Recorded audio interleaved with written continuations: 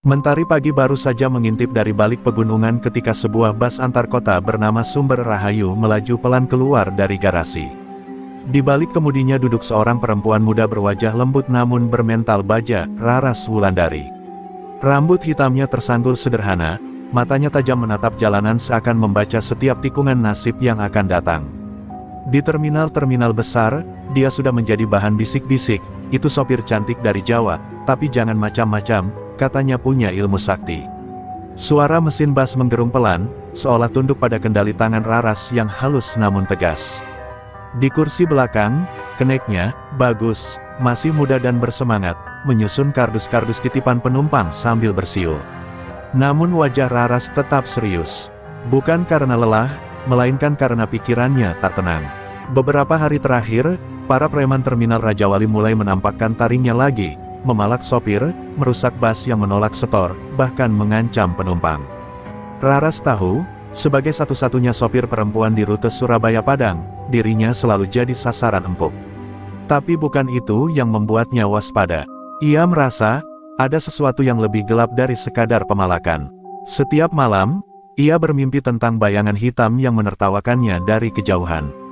Mbah Tirta, guru spiritualnya dulu, pernah bilang, ajianmu akan diuji bukan oleh manusia biasa, tapi oleh kegelapan yang menyaru dalam wujud manusia. Bus mulai masuk ke jalan utama. Di pinggir jalan, ibu-ibu melambai, anak-anak berseragam sekolah menunggu tumpangan. Raras menghentikan busnya, membukakan pintu dengan senyum yang menenangkan. Tapi di balik senyuman itu, dadanya berdegup. Ia bisa merasakan hawa dingin menusuk dari arah barat, arah terminal Rajawali. Bu Raras, kata Bagus pelan sambil duduk di kursi kenek, tadi malam aku dengar, si Jaka Serigala balik lagi. Katanya dia nyari sopir yang pernah nolak bayar jatah. Bu Raras, itu panjenengan, kan? Raras hanya tersenyum, tapi senyumnya seperti bilah keris yang mengkilat dalam gelap. Kalau dia yang cari aku, berarti waktunya sudah dekat, bisiknya dalam hati. Di balik jaket sopirnya, Raras menyentuh seutas benang merah yang membalut pergelangan tangannya, penanda ajian yang diwariskan turun-temurun dari garis darah leluhurnya di lereng Gunung Lawu. Benang itu tampak rapuh, namun di dalamnya tersimpan kekuatan yang mampu menahan angin ribut dan membungkam ular berbisa. Jangan gentar, suara Mbah Tirta terngiang dalam ingatannya. Jalanmu panjang, Raras, tapi kau tak sendiri, leluhurmu menjagamu. Bus terus melaju, melewati sawah, jembatan tua, dan kota-kota kecil. Tapi bayang-bayang gelap terminal Rajawali sudah menunggunya di ujung lintasan. Di sana, bukan hanya nyali dan keahlian mengemudi yang dibutuhkan, tapi juga keberanian melawan sistem rusak yang bersembunyi di balik seragam dan senyuman palsu. Raras menggenggam setir lebih kuat. Aku tak lahir untuk tunduk, ucapnya lirih. Hari itu, bus Sumber Rahayu menuju terminal Rajawali bukan sekadar membawa penumpang. Ia membawa api perlawanan, yang menyala dalam dada seorang perempuan Jawa, cantik, tangguh, dan siap menantang kegelapan. Terminal Rajawali berdiri megah namun suram di tengah kota kecil yang padat dan riuh. Cat dindingnya mengelupas, dan bau keringat bercampur asap knalpot menggantung di udara seperti kabut tipis yang tak pernah sirna. Setiap sudut terminal seperti menyimpan rahasia, rahasia pemalakan, pemukulan, bahkan kadang kehilangan yang tak pernah dilaporkan. Disinilah bus Sumber Rahayu harus berhenti, dan disinilah Raras Wulandari akan berhadapan dengan bayangan paling kelam dari jalan hidupnya. Bus perlahan merapat ke jalur 3, jalur paling benci oleh para sopir karena selalu diawasi ketat oleh kaki tangan Jaka Serigala, preman kejam. Yang dikenal bisa membuat orang lumpuh hanya dengan satu pukulan. Belum juga roda berhenti sempurna, 3 orang berbadan besar sudah berdiri di depan pintu. Bagus, si kenek, menegang. Bu, itu mereka, gumamnya sambil menggenggam kunci roda di balik celana. Raras menarik rem tangan, mematikan mesin, lalu berdiri. Ia membuka pintu tanpa rasa takut.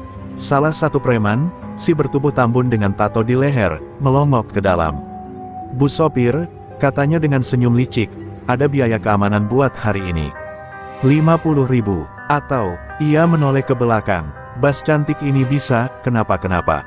Semua penumpang diam, ketegangan mengental. Raras melangkah turun, mata menatap lurus, langkah ringan tapi mantap. Ini terminal umum, Mas. Saya bayar retribusi resmi, bukan retribusi preman. Suaranya tenang, tapi cukup keras untuk membuat orang-orang sekitar menoleh. Si Tambun mencibir, "Jangan sok suci, Mbak. Semua orang di sini tahu, kalau mau aman, harus ikut aturan Jaka." Mendengar nama itu, Raras tersenyum tipis. "Kalau Jaka serigala itu jantan, suruh dia temui aku langsung. Bukan kirim anjing." Si preman tersentak, wajahnya merah padam. Tapi sebelum ia sempat bergerak, Bagus sudah turun dan berdiri di samping Raras, siap membantu. Suasana memanas, namun belum meledak. Tiba-tiba, suara tepukan tangan terdengar dari arah belakang. Semua menoleh. Seorang pria tinggi, berjaket kulit dan rambut klimis, melangkah santai ke arah mereka. Sorot matanya tajam, senyumannya menyeringai seperti binatang buas. Dialah Jaka Serigala. Akhirnya, sopir cantik itu datang juga. "Sudah lama aku tunggu kamu, Raras Wulandari," katanya, nada suaranya seperti bisikan maut. Raras menatap pria itu lurus. Ada aura gelap menyelubungi tubuh Jaka, aura yang tak dimiliki manusia biasa. Jantungnya berdetak lebih kencang, bukan karena takut, tapi karena tubuhnya mengenali energi hitam.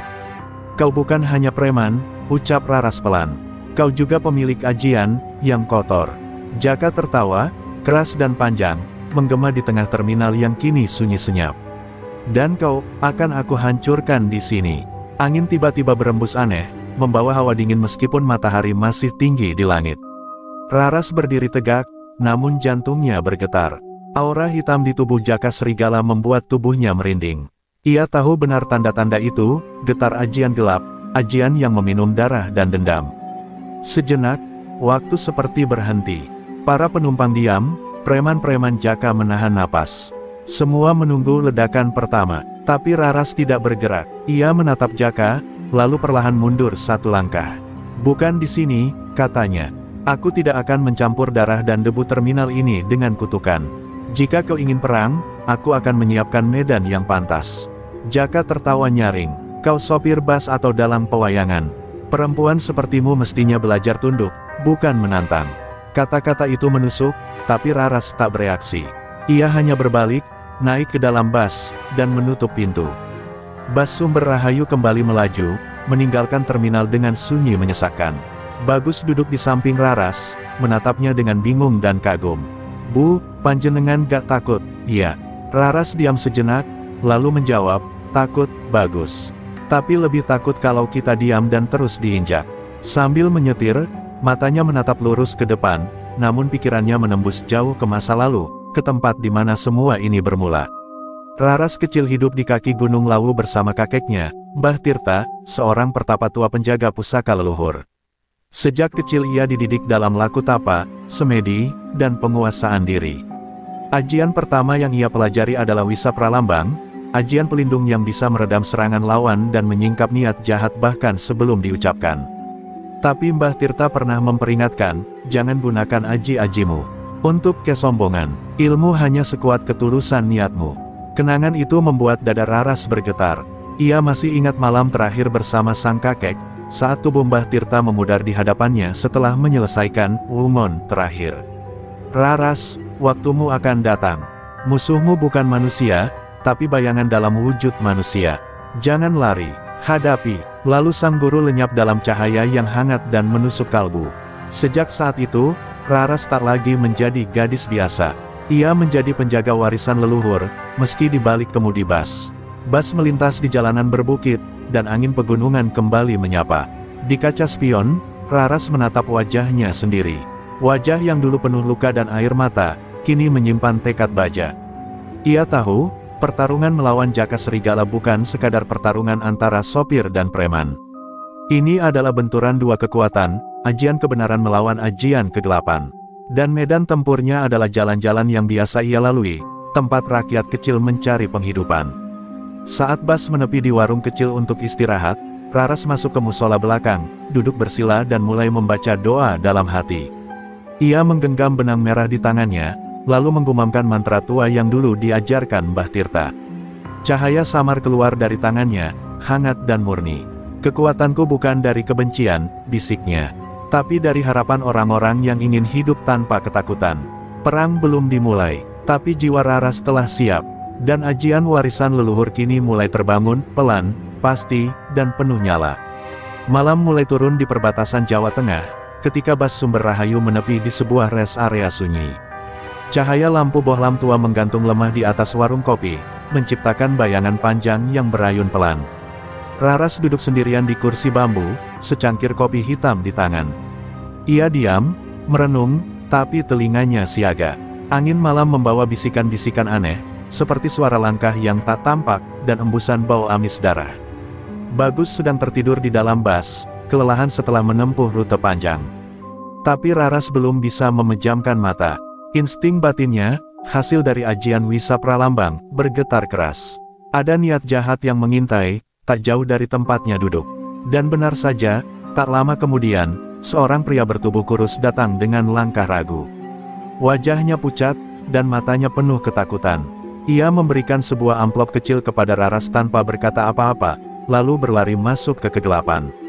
Raras membuka amplop itu. Di dalamnya hanya selembar kertas kumal, dengan tulisan tangan kasar, 3 hari lagi. Kau akan lenyap dari jalanan ini. Jaka serigala tidak suka ditantang. Di bawahnya tertera simbol aneh, kepala serigala dengan mata merah, lambang kekuasaan Jaka. Raras mengepalkan kertas itu, lalu membakarnya dengan nyala korek. Api kecil menari di tangannya, memantulkan tekad yang tak bisa dipadamkan oleh ancaman. Ia tahu ini bukan gertakan kosong. Jaka serigala bukan sekadar preman pasar.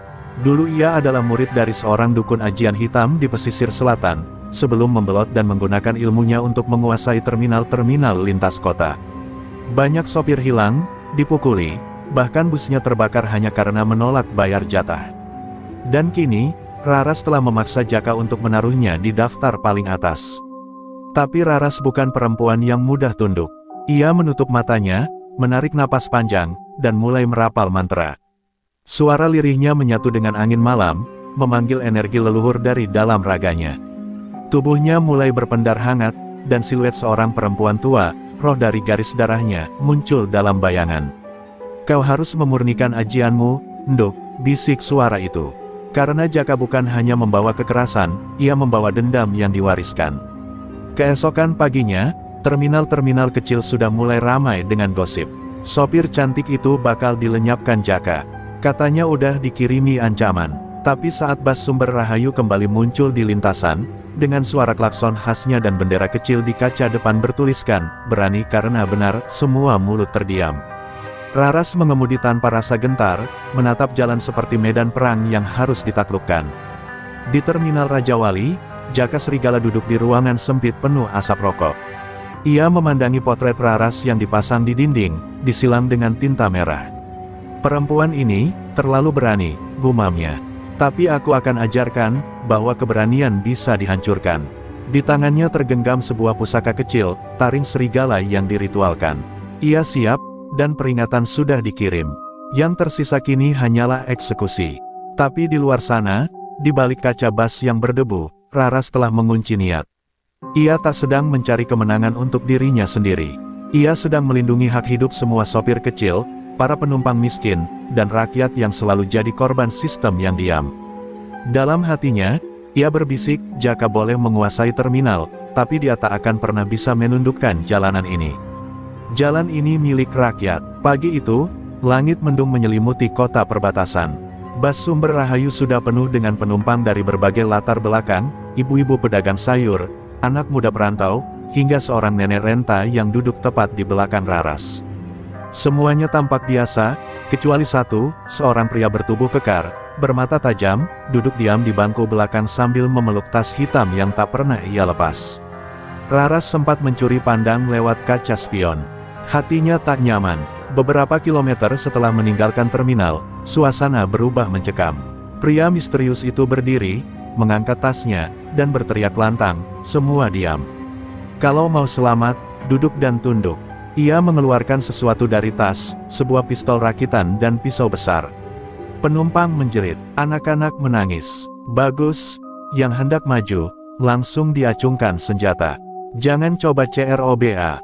Raras tak panik, justru matanya menatap pria itu dengan tenang. Dalam hatinya, ia tahu, ini bukan sekadar perampokan.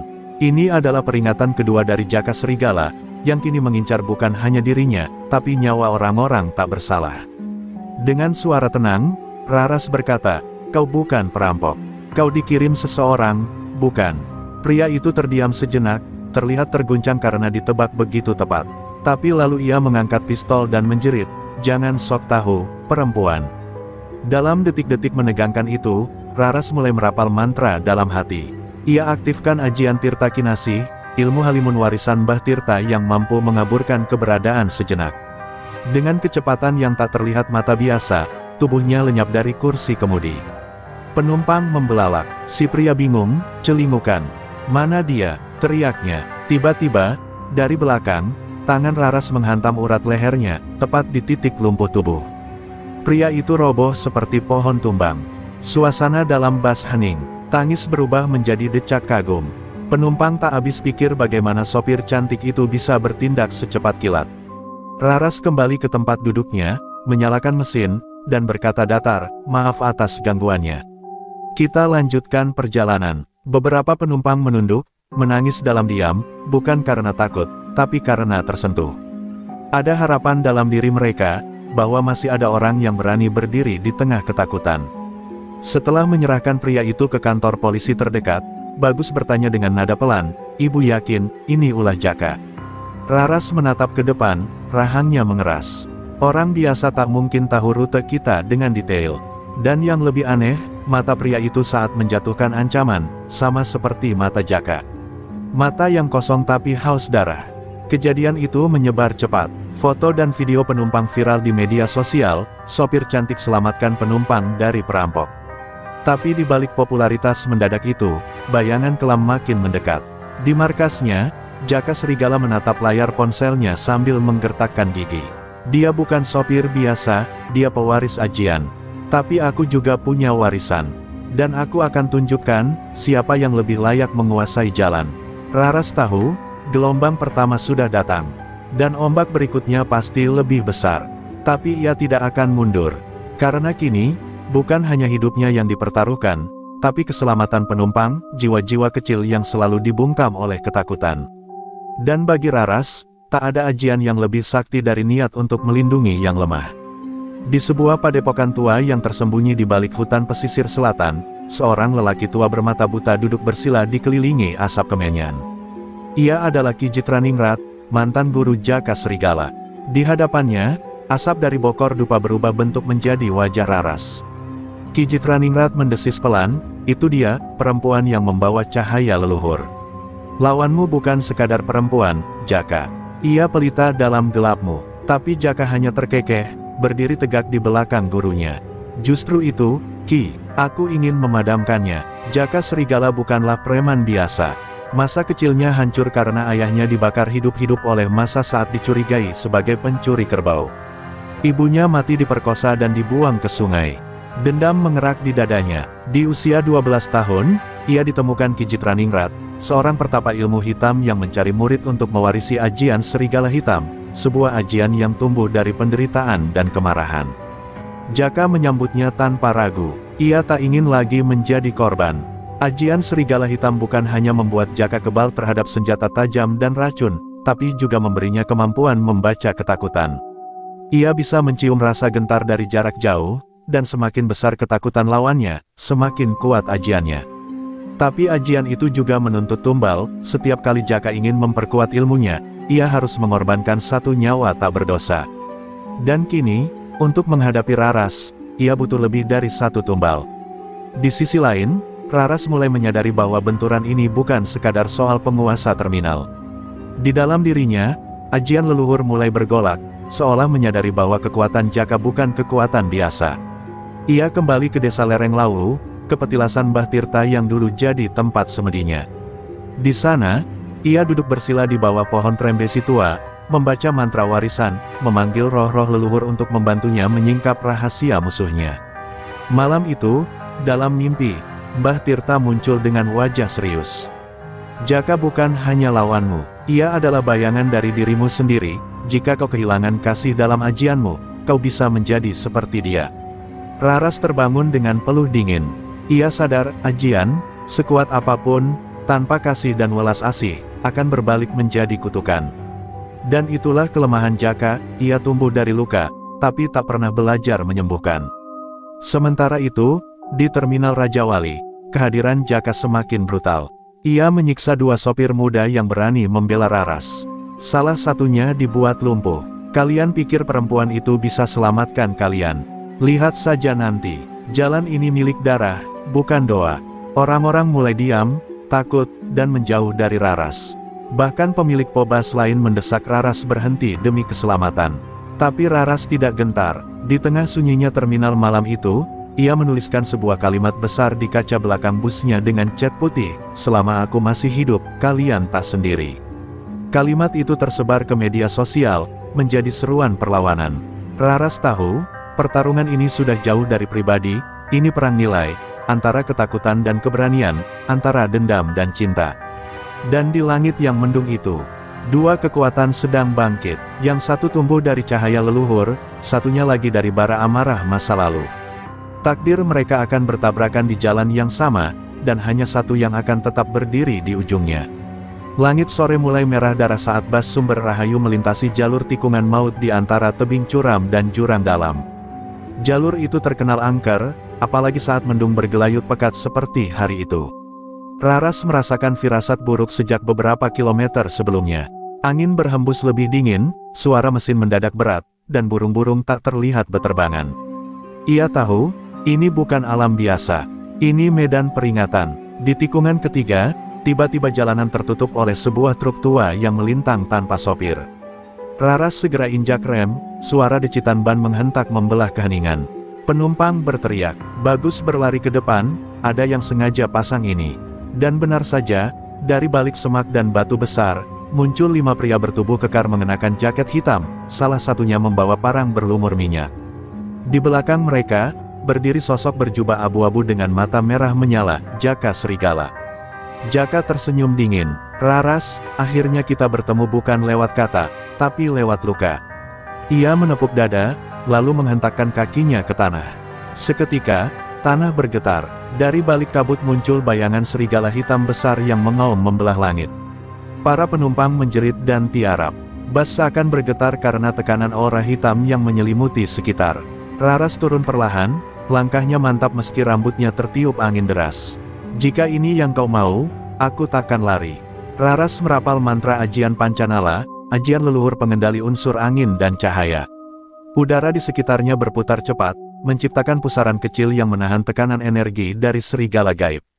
Saat serigala hitam melompat ke arahnya, Raras menangkis dengan telapak tangan bersinar putih. Tubrukan terjadi, udara meledak dan debu berhamburan.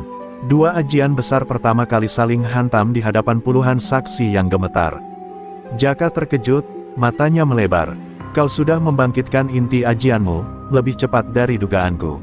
Tapi ia tak berhenti. Ia menyerang dengan pisau pusaka bertaring serigala, mengayun ke arah perut Raras. Raras menangkis dengan lengan bercahaya, tapi goresan kecil muncul, ajian Jaka mampu melukai. Ia mundur beberapa langkah, darah menetes dari luka, tapi matanya tetap tajam. "Aku tak bertarung untuk mengalahkanmu, Jaka. Aku bertarung agar tak ada yang ditindas sepertimu dulu." Pernyataan itu mengguncang Jaka sejenak. Ia mematung, dan untuk sesaat, hanya sesaat, matanya tak sekeras batu. Tapi kemudian ia meraung keras, "Jangan kau belas kasihkan aku." Aura hitamnya kembali membuncah, menghentak ke arah Raras. Tapi sebelum energi itu sampai, sebuah suara dari dalam bas berteriak, "Bu Raras, awas!" Seorang anak kecil penumpang melompat keluar dan menarik tangan Raras. Serangan Jaka meleset, energinya justru menghantam tebing, menciptakan longsoran kecil. Saat batu-batu berjatuhan, Raras mengambil kesempatan untuk menarik si anak dan berlindung di balik roda bas. Ia menatap Jaka yang berdiri di atas batu, dikelilingi aura hitam. Jaka mengangkat tangan, ingin menyerang lagi, tapi kabut tiba-tiba turun tebal menutup jarak. Raras tahu, alam telah ikut turun tangan menghentikan pertarungan hari itu. Pertarungan pertama mereka belum selesai, tapi jalan menuju bentrokan besar telah terbuka. Kabut belum sepenuhnya menghilang ketika Raras memutar balik busnya dan perlahan menuruni jalur curam. Di dalam bas, penumpang masih terdiam dalam trauma. Beberapa memeluk anaknya, yang lain hanya menunduk tak sanggup berkata. Bagus duduk di sebelah Raras, melihat tangan sopir itu gemetar menahan luka.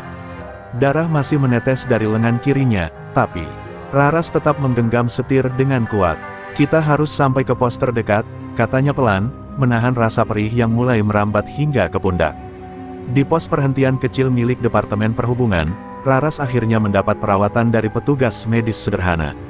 Luka di lengannya bukan luka biasa, dagingnya menghitam di tepi, seperti dibakar dari dalam. "Ini, semacam racun ajian," kata seorang petugas tua yang mengenali ciri-cirinya. Raras hanya mengangguk. Ia tahu, Jaka sudah memperkuat ajiannya dengan ilmu terlarang. Yang ia rasakan bukan sekadar sakit fisik, melainkan tekanan batin yang mengoyak kekuatan spiritualnya dari dalam. Malam harinya, Raras tidur tak nyenyak. Dalam mimpinya, ia melihat seorang gadis kecil menangis di pinggir jalan, sendirian, mengenakan seragam SD yang penuh darah. Gadis itu menatap Raras dan berkata, "Jika ibu kalah, aku tidak akan selamat." Raras terbangun dengan peluh dingin. Ia sadar, pertempuran melawan Jaka bukan hanya tentang dirinya. Jaka sedang menebar rasa takut sebagai kekuatan. Dan jika dibiarkan, rasa takut itu akan menyebar ke seluruh sopir, penumpang, hingga rakyat kecil yang menggantungkan hidup pada jalur transportasi itu. Keesokan harinya, Raras mendatangi sebuah pesantren tua di lereng Gunung Lawu, tempat ia dulu sempat menimba ajian suci. Di sana, ia menemui Nyai Cempaka, seorang guru perempuan yang dihormati karena ilmunya yang mampu menyucikan racun batin. Raras bersimpuh dan berkata, "Aku sudah tak hanya membawa beban diriku. Aku membawa rasa takut banyak orang. Ajari aku, Nyai, bukan untuk membalas dendam, tapi untuk menyembuhkan luka jalan ini." Nyai Cempaka menatap dalam, lalu mengangguk. "Kau sudah siap, bukan untuk bertarung, tapi untuk menjadi cahaya." Sementara itu, di sisi lain kota, Jaka Serigala berkumpul bersama para preman dari berbagai daerah. Ia membentuk sebuah aliansi baru bernama Pagar Hitam Terminal, organisasi bayangan yang akan menguasai semua terminal, jalur angkutan, dan pos logistik di sepanjang Jawa. "Tak ada tempat aman bagi siapapun yang melawan," katanya dingin. "Raras harus dihancurkan, bukan hanya tubuhnya, tapi keyakinan orang-orang padanya. Kita buat dia terlihat sebagai ancaman, bukan pahlawan." Isu mulai disebarkan, bahwa Raras memiliki ilmu terlarang, bahwa ia membawa celaka, bahwa kehadirannya justru memicu kekacauan. Beberapa penumpang mulai ragu naik bas Sumber Rahayu. Media sosial dibanjiri video yang dimanipulasi, seolah-olah Raras menghancurkan jalan dan membahayakan penumpang. Raras tak membalas. Ia tahu, kekuatan sejati tak perlu membela diri dengan kata-kata, tapi dengan tindakan nyata. Dan di malam yang tenang itu, saat semua orang mulai tidur dalam gelisah, Raras berdiri di depan busnya yang terparkir di terminal kecil. Ia menyentuh kaca depan, lalu merapalkan doa. Di balik luka, rasa lelah, dan bayang kematian, ia tetap tegak. Karena ia tahu, jika ia runtuh, maka jalanan akan dikuasai kegelapan. Dan itu, tidak akan ia biarkan. Pagi itu, terminal-terminal di sepanjang jalur selatan Pulau Jawa mendadak berubah. Spanduk bertuliskan, "Pagar Hitam, untuk keamanan sopir," terbentang di banyak sudut. Preman-preman Jaka Serigala, kini berseragam hitam dan membawa radio HT, berlagak seperti petugas resmi. Mereka menyambut setiap bas yang datang dengan senyum penuh ancaman. "Kami hanya menjaga ketertiban," kata salah satu preman saat ditanya, tapi mata dan genggamannya pada besi panjang di tangan mengisyaratkan hal sebaliknya. Raras melihat semua ini dari kejauhan, berdiri di balik kaca busnya yang mulai ditinggalkan penumpang. Banyak yang mulai takut, banyak pula yang ragu. "Bu, katanya ibu bawa petaka, kami nggak berani ikut," ujar seorang ibu muda yang membatalkan keberangkatan. Raras hanya menatapnya dengan senyum. Lelah, ia tidak menyalahkan mereka. Tak mudah berdiri dalam badai fitnah, apalagi saat yang menyerang punya kekuatan dan pengaruh sebesar Jaka. Di balik terminal, Bagus dan dua sopir muda sedang berkumpul membahas situasi. "Kita makin terjepit. Kalau semua terminal sudah dikuasai, kita bisa disabotase di tengah jalan," kata Bagus. Tapi yang mengejutkan, salah satu sopir muda, Darto, tiba-tiba berkata pelan, "Atau kita bisa berdamai saja dengan Jaka. Toh dia nggak ganggu kalau kita ikut aturan dia." Suasana hening. Tatapan Bagus menegang. "Kau sadar apa yang kau katakan?" Pengkhianatan kecil itu menyebar lebih cepat dari kabar kemenangan. Beberapa sopir lain mulai menunjukkan keraguan. Bahkan ada yang diam-diam mulai membayar uang keamanan pada anak buah Jaka agar tidak diganggu. Raras tahu, saat rasa takut menguasai, keyakinan bisa roboh bahkan dari orang-orang terdekat. Namun ia tidak memaksa, ia hanya berkata pada yang tersisa, siapa yang tetap ingin jalan ini bersih, tetaplah bersamaku. Sisanya, aku doakan tetap selamat. Di sisi lain, Jaka Serigala merayakan kemenangannya sementara waktu. Ia duduk di gudang tua yang dijadikan markas, dikelilingi para anak buah dari berbagai kota, Bekasi, Cirebon, Cilacap, hingga Lumajang. Kita tak butuh kekerasan, cukup tanamkan rasa takut. Ketika mereka merasa tidak punya pilihan, maka merekalah yang akan datang kepada kita, katanya. Seseorang menyodorkan daftar nama Pobas yang telah tunduk. Satu nama dicoret besar-besar, Sumber Rahayu, Raras. Malam itu, Bagus mendatangi Raras diam-diam. Ia membawa kabar bahwa Darto memberikan informasi jadwal perjalanan Raras ke orang Jaka. Bu, mereka mau sabotase jalur hutan besok malam. Aku minta maaf, kita nggak bisa percaya semua orang sekarang. Raras hanya menunduk. Tak apa, Bagus. Dalam peperangan, kadang yang lebih menyakitkan bukan serangan musuh, tapi pengkhianatan dari kawan. Namun Raras tidak mengubah rutenya. Ia tetap akan mengantar Bas malam ke Ponorogo sesuai jadwal. Di depan para penumpangnya yang kini hanya setengah kapasitas, ia berdiri dan berkata, aku tidak akan berhenti hanya karena takut. Jika kalian ikut, maka kita jalan bersama. Jika tidak, aku tetap jalan, sendiri pun tak apa. Dan malam itu, meski langit gelap tanpa bintang, Bas Sumber Rahayu tetap melaju, menembus malam, menantang takdir di jalur yang telah dipasangi jebakan. Malam menggantung sunyi saat Bas Sumber Rahayu perlahan menembus jalanan hutan menuju Ponorogo. Hanya ada suara mesin dan angin yang berbisik dari sela pepohonan. Raras duduk di balik kemudi dengan tatapan lurus, tangan kirinya yang masih belum pulih terbalut kain putih, sementara tangannya yang satu tetap menggenggam kemudi dengan mantap. Di dalam bas, tak lebih dari 9 penumpang. Semua diam, mereka tahu, ini bukan perjalanan biasa, ini perjalanan antara hidup dan mati. Beberapa kilometer setelah masuk kawasan hutan jati gelap, Bagus yang duduk di sampingnya mulai merasa ada keanehan. Jalanan yang biasa dilewati kini dipenuhi daun kering dan ranting patah, seolah disengaja menutup jejak. Bu, ini bukan jalur normal. Mereka pasti sudah pasang jebakan, gumamnya. Raras hanya mengangguk. Ia tahu, dan ia tetap melanjutkan. Di depan, cahaya lampu bas memantul pada sesuatu. Paku baja berserakan, tajam mengarah ke ban. Ia menarik rem mendadak, semua penumpang tersentak, lalu terdengar suara dari balik pohon, derapan kaki, gesekan ranting, dan suara logam saling beradu. Sekelompok orang berpakaian gelap muncul, membawa senjata tajam dan tongkat besi. Mereka mengepung bas. Di antara mereka berdiri satu sosok bertubuh besar dengan kalung tengkorak kecil, bajing tumpul, tangan kanan Jaka Serigala. Turun sekarang, atau kita bakar busmu. Raras turun tanpa gentar, angin malam menggulung, rambutnya, matanya tak berkedip. Kalau kalian ingin menghentikanku, lakukan di sini. Tapi satu hal yang harus kalian tahu, aku takkan biarkan kalian mencederai penumpangku. Bajing tumpul tertawa kasar, perempuan macam kamu, berani lawan kami. Ia melemparkan bom molotov ke arah depan bas, membuat kobaran api kecil di aspal. Para penumpang berteriak ketakutan, namun sebelum api menjalar, Raras membuka selempang kain dari pinggangnya dan mulai merapal ajian sapu jagat. Tanah bergetar pelan, api yang tadi berkobar mendadak menyusut, lalu padam seketika. Mata bajing tumpul membelalak, ajian, dari pesantren Lawu. Gumamnya, Raras maju, dan dari telapak tangannya memancar cahaya putih kebiruan. Ia melesat cepat dan menangkis serangan tongkat besi dari preman terdekat. Satu pukulan telapak tangannya membuat pria itu terpental ke semak. Pertarungan pecah. Dalam kegelapan hutan, cahaya ajian dan senjata besi saling menghantam. Bagus melindungi penumpang dengan batang kayu dan berhasil menjatuhkan satu orang, tapi sisanya menyerang dengan brutal. Raras bertarung seperti angin, cepat, tajam, dan tak bisa ditangkap. Tapi bajing tumpul tak gentar. Ia mengeluarkan pusaka gigi harimau hitam, senjata hitam pekat yang bisa menelan ajian lawan.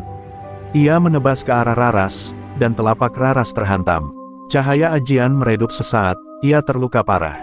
Namun tepat ketika bajing tumpul hendak menebas kepala Raras, terdengar raungan keras dari belakang bas. Seekor macan putih besar muncul dari kegelapan, roh penjaga yang selama ini tersegel dalam ajian Raras. Sosok itu menerjang bajing tumpul dan membuat semua preman lari tunggang langgang. Raras, meski nyaris tumbang, tetap berdiri sambil menatap mereka dengan mata penuh luka dan bara semangat. Ia berkata lirih namun tegas, "Selama aku masih hidup, tak ada jalan yang kalian kuasai." Ketika Bas kembali melaju perlahan keluar dari hutan, langit mulai terang. Fajar menembus dedaunan, seolah memberi harapan baru. Penumpang menatap Raras dengan rasa hormat yang tak terucap. Dan di kejauhan, di markasnya, Jaka Serigala menghancurkan meja saat mendengar kabar kegagalan. "Raras, kau memaksa aku keluarkan ajian pamungkas. Jika itu maumu, maka biarlah tanah Jawa menjadi medan perang terakhir." Di dalam gudang tua yang telah diubah menjadi pusat komando, Jaka Serigala duduk bersila di tengah lingkaran sesaji. Api kecil menyala di depannya, dan asap dupa mengepul membentuk bayangan hitam di udara. Wajahnya tak lagi menyeringai seperti biasanya, kini penuh amarah dan dendam. Ia merapal mantra kuno dengan suara berat, hingga dari balik tanah yang digali, keluarlah sebuah kotak besi berkarat. Dalamnya, tersimpan jimat terlarang, ajian Kaladasa, ilmu hitam pemusnah jiwa yang bahkan para guru silat tua enggan menyebut namanya.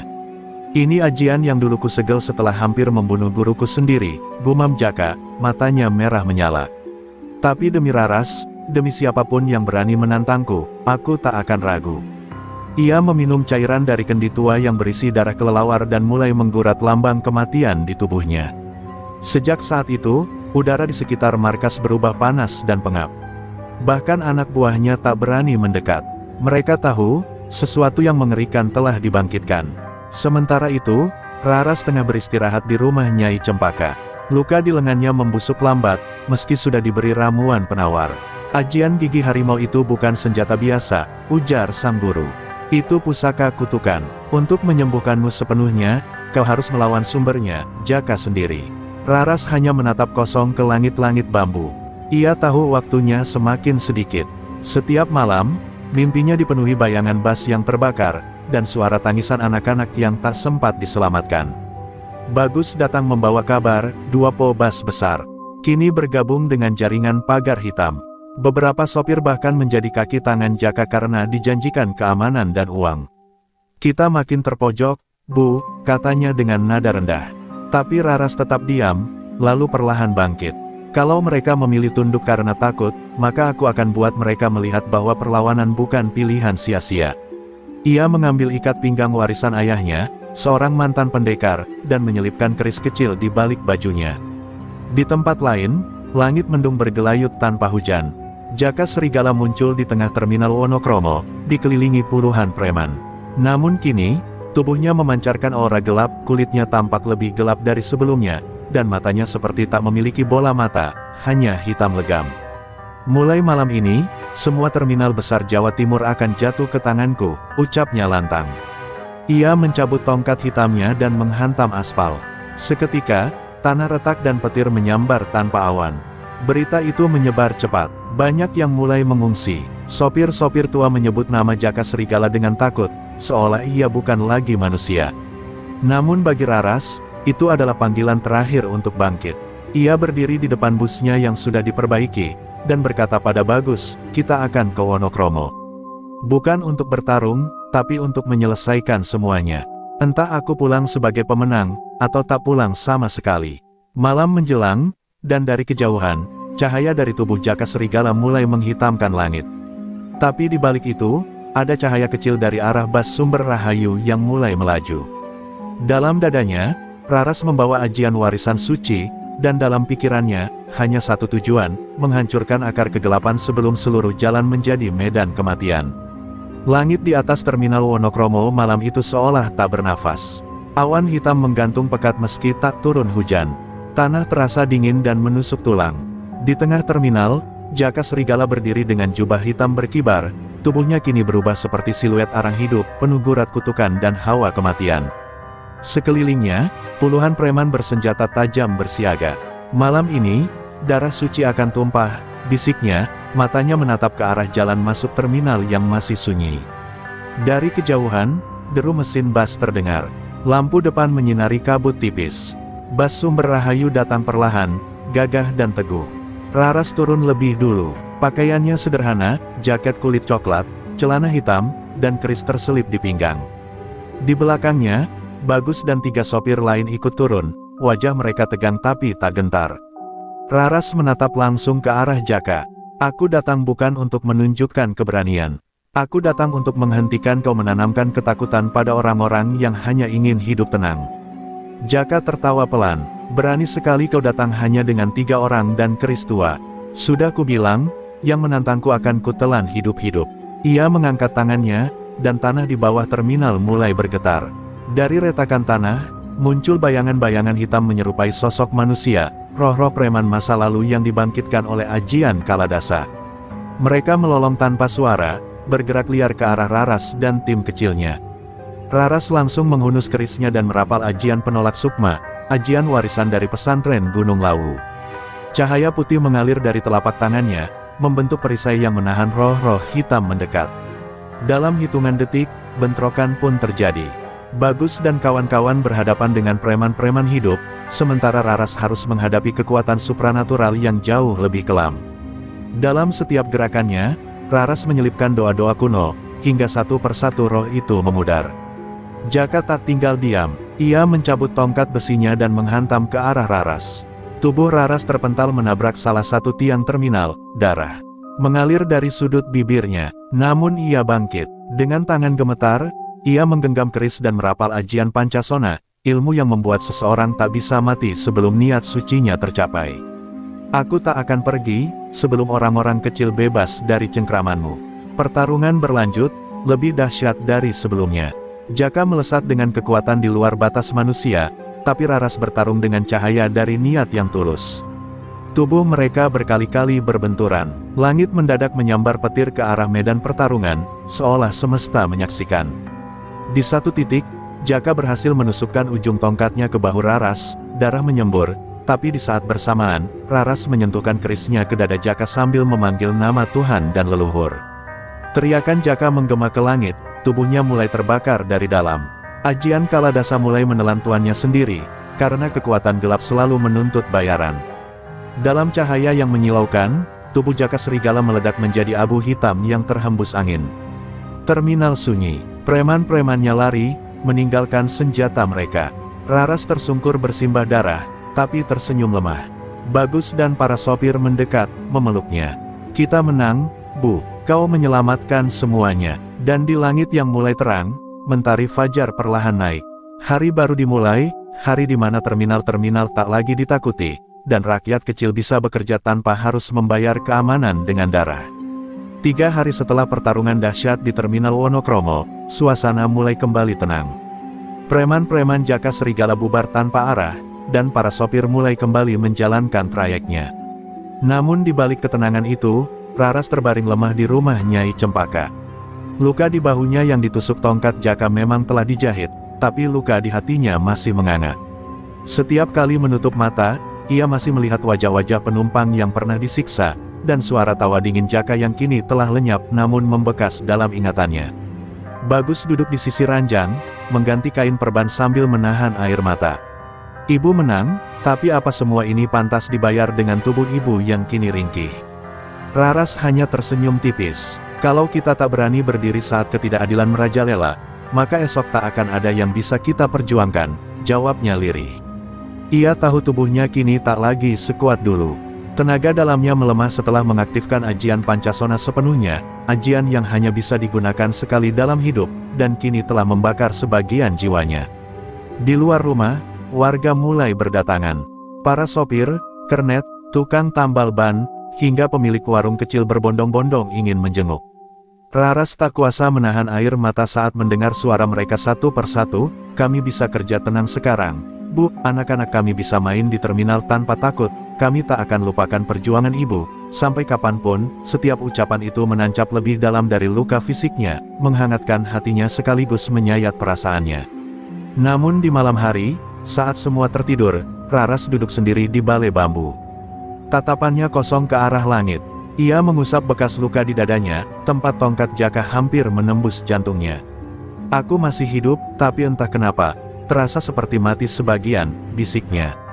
Ia merindukan kebebasan seperti dulu, saat mengemudi bas menyusuri pantai selatan sambil bersenandung.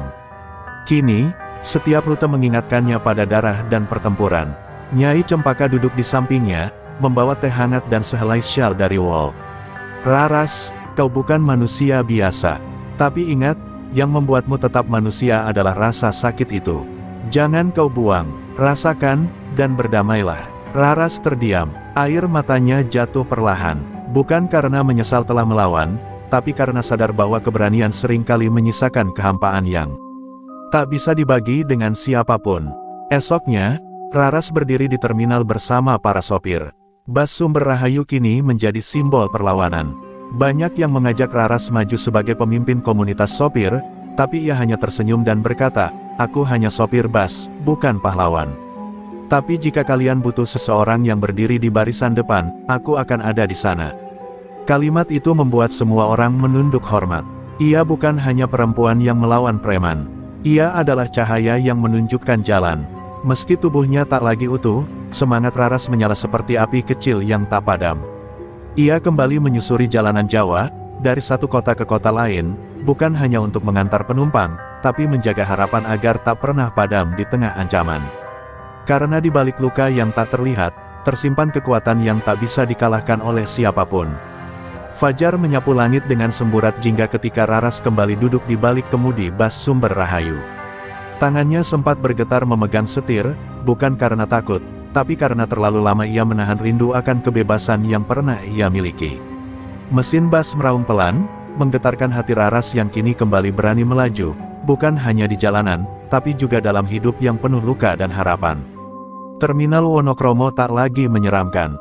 Kini, ia dipenuhi senyum para sopir, tukang parkir, dan pedagang kecil yang kembali berani menatap hari esok. Ketika Raras melintas pelan di depan barisan bas lain, para sopir mengklakson 3 kali, tanda penghormatan. Ia tak pernah meminta menjadi panutan, tapi keberaniannya telah menyalakan api di dada banyak orang. Setiap klakson yang berbunyi bagai doa, semoga jalan yang ia tempuh selalu aman. Di sepanjang jalan menuju Probolinggo, Raras menyetir pelan, menikmati tiupan angin dan suara burung di pagi hari. Tapi di setiap jeda lampu merah, matanya menatap kosong ke kejauhan. Luka di dadanya belum sepenuhnya pulih, dan sesekali rasa sakit menyergap. Tapi ia menahan semuanya dalam diam. "Tubuh ini mungkin tak sekuat dulu, tapi jiwaku lebih tajam dari keris manapun," bisiknya. Di tengah perjalanan, ia berhenti di warung kecil yang dulu sering disinggahinya bersama ayahnya.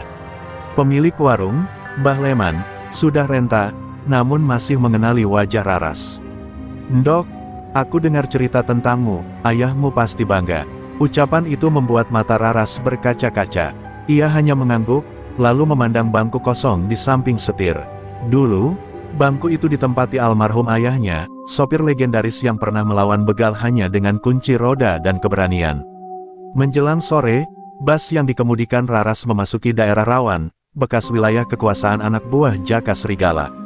Tapi kini, yang menghadang bukan lagi preman, melainkan anak-anak kecil yang melambaikan tangan di pinggir jalan sambil meneriakkan, "Itu Bu Raras yang ngusir preman jahat." Raras tersenyum dan membunyikan klakson panjang sebagai balasan. Hatinya menghangat, bukan kekuatan ajiannya yang diingat, tapi keberaniannya. Bagus yang duduk di bangku belakang tersenyum melihat pemandangan itu. Ia tahu Raras telah melewati badai paling gelap dalam hidupnya, dan kini bersinar lebih terang dari sebelumnya. "Ibu ini seperti api, sekalipun ditiup berkali-kali, nyalanya tetap hidup," gumamnya lirih. Ia pun sadar, tak semua pejuang perlu pangkat atau bendera, kadang hanya perlu setir di tangan dan niat suci di dada. Matahari mulai tenggelam saat Raras menepikan bas di rest area terakhir. Ia turun, memandangi langit yang berubah merah keemasan. Dalam hati ia berdoa, agar jalan ini selalu bersih dari ketakutan, agar para sopir bisa mencari nafkah tanpa ancaman. Lalu ia melangkah kembali ke dalam bas, menyalakan mesin, dan melaju, bukan sebagai sosok yang ingin dikenang sebagai pahlawan, tapi sebagai penjaga jalan, yang menyalakan nyala di balik kemudi. Langit mendung menyelimuti jalur pulang menuju kampung halaman Raras di lereng Gunung Lawu. Di dalam bas, hanya ada 5 penumpang sore itu, tapi langkah Raras terasa berat. Setelah berbulan-bulan mengarungi jalan, melawan ketakutan, dan menyalakan semangat banyak orang, kini ia pulang. Namun pulang bukan sekadar kembali ke tempat asal, melainkan kembali untuk berdamai dengan luka-luka yang tak terlihat, yang selama ini ia sembunyikan di balik senyum dan deru mesin. Saat Bas memasuki desa kecilnya, anak-anak berlarian di pinggir jalan menyambut dengan gembira. Beberapa ibu menaburkan bunga, seperti menyambut pahlawan. Tapi Raras hanya menunduk. Baginya, kemenangan ini tak pernah menjadi alasan untuk disanjung. Ia hanya seorang perempuan sopir bas, yang dipaksa keadaan untuk menjadi sesuatu lebih besar dari dirinya sendiri. Ketika Bas berhenti di depan rumah tua peninggalan orang tuanya, hatinya mencelos, kenangan membanjiri seperti deras hujan sore. Di dalam rumah, debu menyelimuti bingkai-bingkai foto masa kecilnya. Ia menyentuh salah satunya, foto dirinya kecil duduk di pangkuan ayahnya, sambil memegang miniatur Bas. "Pak, aku sudah menjalankan tugas yang ibu dan bapak tanamkan. Aku tak tahu apakah aku cukup baik, tapi aku sudah berusaha sekuat yang aku bisa." Air mata mengalir perlahan, membasahi pipinya yang keras selama ini. Untuk pertama kalinya sejak pertarungan di terminal, Raras benar-benar menangis. Malam itu, desa mengadakan selamatan kecil untuk menyambut Raras. Dalam kehangatan lampu minyak dan suara gamelan pelan, tokoh desa memberi sambutan. Raras telah membuktikan bahwa ajian sakti bukan untuk menguasai, tapi untuk melindungi. Ia membawa pulang bukan hanya tubuhnya, tapi juga keberanian dan keteladanan. Semua mata menatapnya dengan kagum. Tapi Raras hanya menjawab, "Aku hanya ingin jalanan kita aman, dan hidup kita tak dijajah rasa takut." Beberapa hari kemudian, Raras memutuskan untuk tidak kembali ke trayek utama. Ia memilih mengajar para sopir muda di terminal daerah, membagikan pengalamannya, bukan soal ajian, tapi soal keteguhan hati dan pentingnya keberanian berdiri membela sesama. Bas Sumber Rahayu kini dikendarai oleh Bagus, tapi nama Raras tetap tertulis di kaca depan, dihias bunga dan tulisan kecil, "Pejuang Jalanan." Satu malam, Raras berjalan menyusuri jalan desa sendirian. Angin sejuk Gunung Lawu membelai rambutnya. Di langit, bintang-bintang bersinar tenang. Ia duduk di batu besar dekat sungai tempat ia dulu bermain, lalu menatap ke langit. "Perjalanan ini panjang, Pak, tapi akhirnya aku sampai juga di jalan pulang." Ia tersenyum, kali ini tanpa air mata. Bukan karena semua luka telah sembuh, tapi karena ia telah berdamai dengan semuanya. Jalan pulang bukanlah akhir, melainkan permulaan baru. Di mata masyarakat, Raras telah menjadi legenda. Tapi bagi dirinya sendiri, ia hanya seorang wanita yang memilih untuk tidak diam saat ketidakadilan merajalela. Ia tahu, akan selalu ada kegelapan di sudut jalan. Tapi selama ada seseorang yang bersedia menyalakan nyala kecil, harapan akan terus hidup. Dan begitulah kisah Raras, sopir bas dari Jawa yang bukan hanya membawa penumpang menuju tujuan mereka, tapi juga membawa keberanian menembus gelapnya ketakutan, menuju cahaya, menuju rumah, dan menuju makna hidup yang sesungguhnya.